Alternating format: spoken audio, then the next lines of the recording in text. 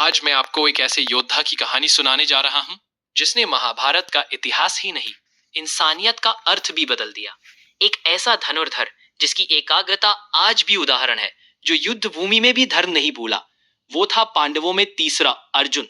हर योद्धा की ताकत उसकी तलवार में होती है, पर अर्जुन की ताकत उसके विचारों में थी।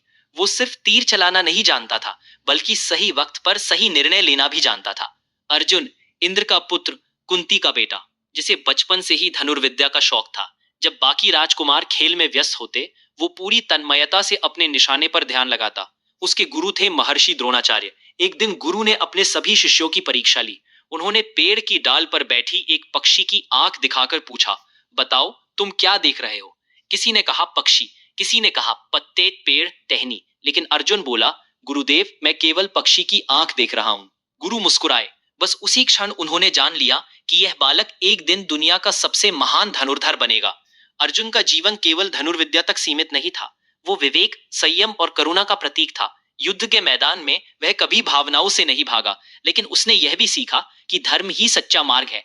महाभारत का सबसे महत्वपूर्ण क्षण आया जब कुरुक्षेत्र की भूमि पर अर्जुन अपने ही गुरु, अपने सगे संबंधियों और अपने मित्रों को शत्रु सेना में देखकर कांप उठा।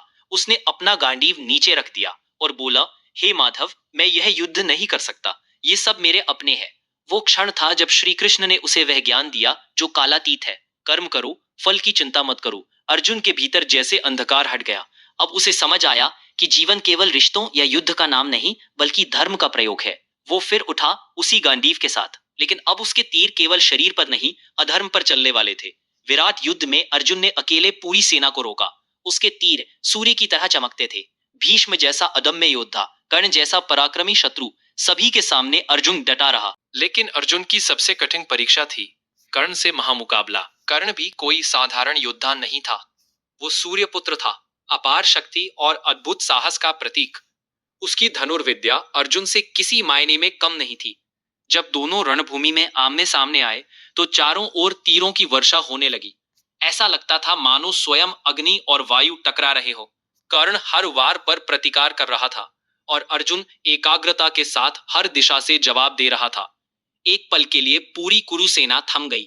सब जानते थे यह युद्ध नहीं, युगों का संग्राम है। कर्ण ने तब भी अर्जुन से कहा, वीर धनुर्धर वही है जो धर्म के लिए लड़े, न कि द्वेष के लिए।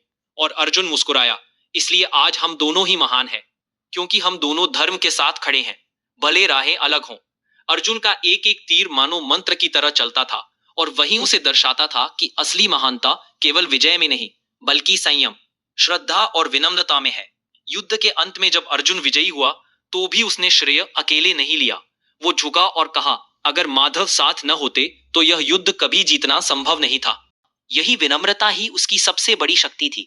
कृष्ण और अर्जुन का रिश्ता केवल गुरु शिष्य का नहीं, बल्कि आत्मा और कर्म का था। कृष्ण ने न केवल अर्जुन को युद्ध जिताया, बल्कि उसे खुद से भी मिलवाया।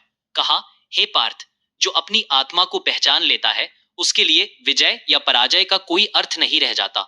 और यही से अर्जुन महान बना, क्योंकि उसने सबसे पहले अपने मन पर विजय पाई। अर्जुन की महानता उसकी शक्तियों में नहीं, बल्कि उसकी सोच में थी। वो कभी शौर्य के पीछे नहीं भागा, वो न्याय के पीछे चला। वो जानता था, अगर हृदय से धर्म जीवित है तो संसार का कोई युद्ध असंभव नहीं। उसने अपने भाइयों, सभा और राज्य के लिए नहीं लड़ा, उसने सत्य के लिए लड़ा।